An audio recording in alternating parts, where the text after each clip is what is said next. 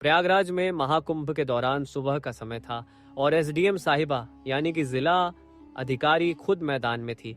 उनका नाम सीमा अंसारी था। अपने काम के प्रति ईमानदारी और सख्ती के लिए वह जानी जाती थी।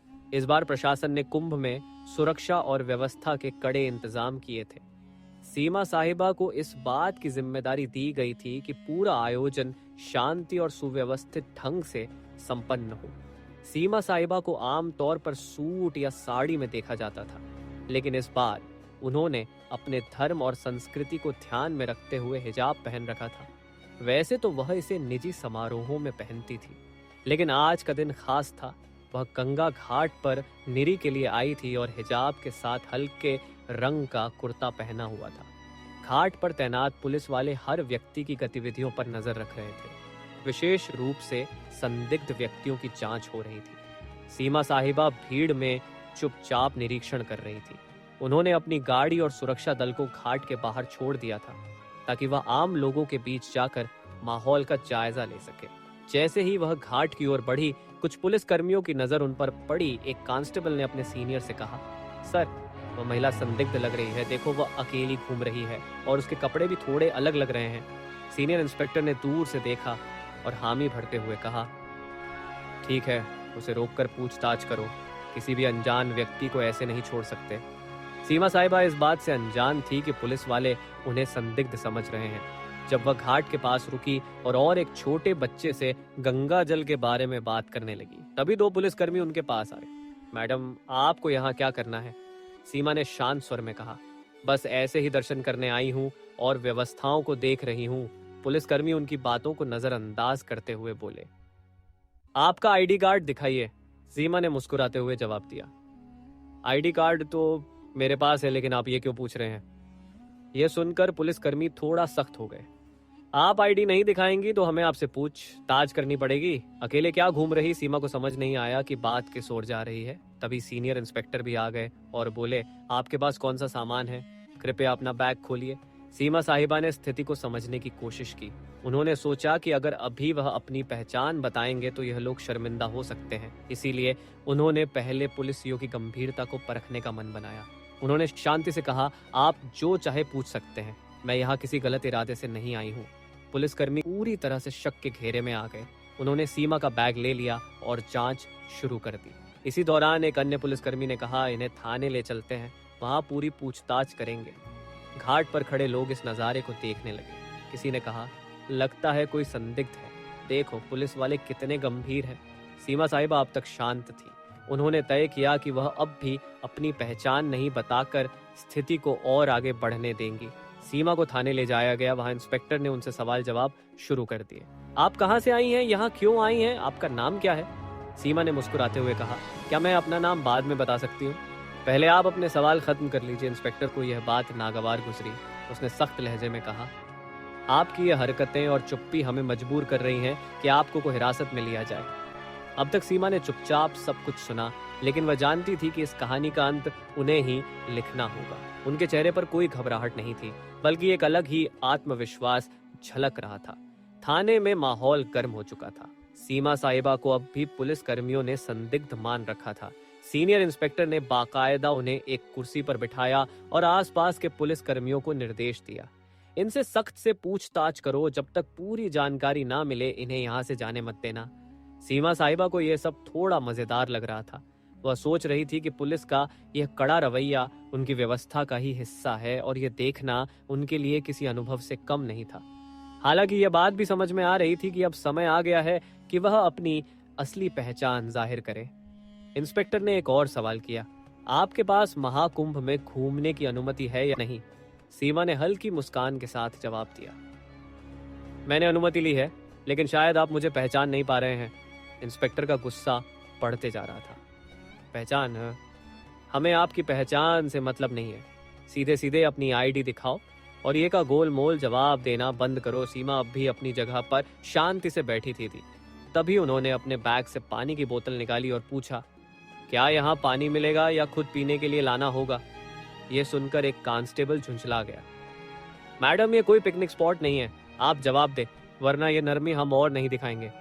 सीमा साहिबा ने आखिरकार कहा, अच्छा चलिए, आपको अपनी पहचान बताती हूँ।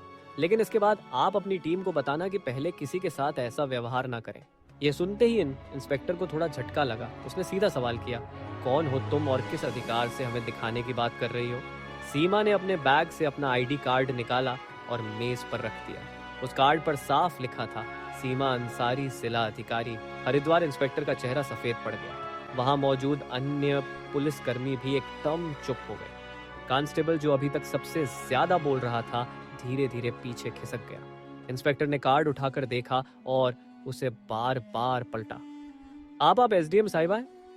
सीमा ने शांतिपूर्वक कहा। जी हाँ, और मुझे लगता है अब आप समझ गए होंगे कि मैंने अपनी पहचान पहले क्यों नहीं बताई। मैं सिर्फ ये देखना चाहती थी कि आप लोग अपनी ड्यूटी कितनी ईमानदारी और सतर्कता से निभाते हैं।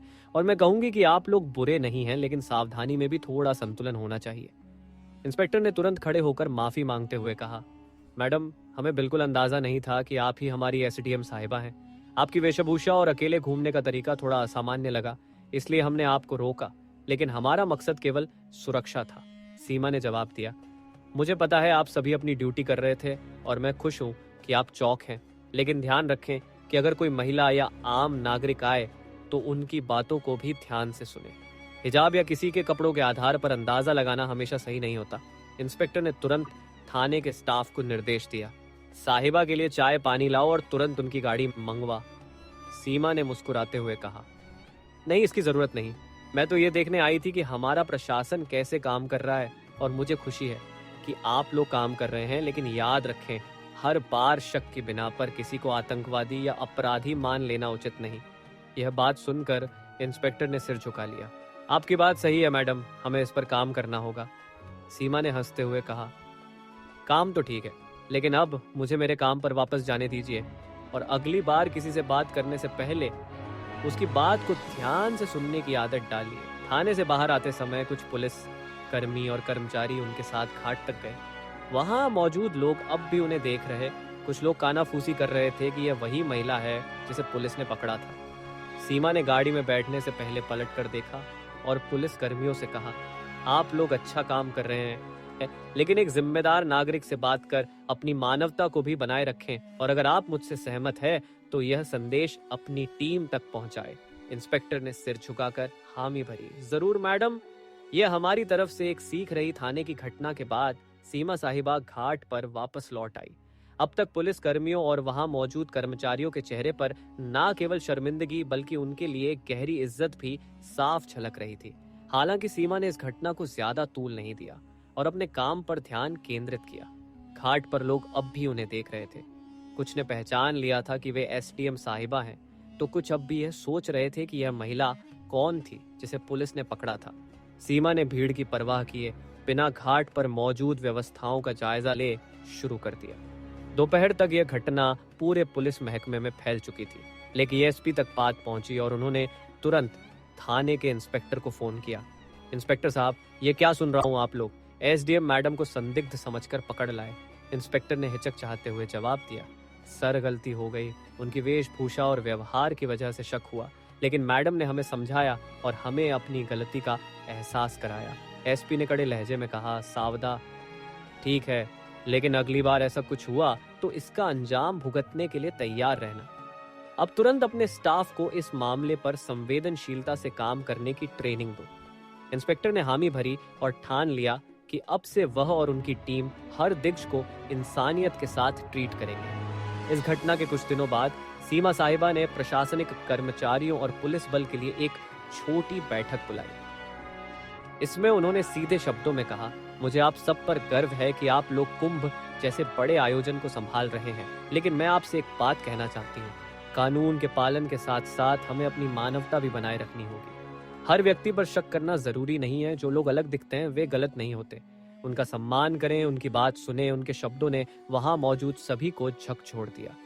इंस्पेक्टर ने सबसे सामने माफी मांगते हुए कहा, मैडम, आपकी बात ने हमें बहुत बड़ा सबक सिखाया है। हम वादा करते हैं कि आगे से ऐसा कोई मामला नहीं होगा जहां किसी को बिना वजह परेशान किया जाए। ये घटना मीडिया तक भी पहुंच गई। हालांकि सीमा ने इसे सार्वजनिक रूप से उजागर करने से मना कर दिया।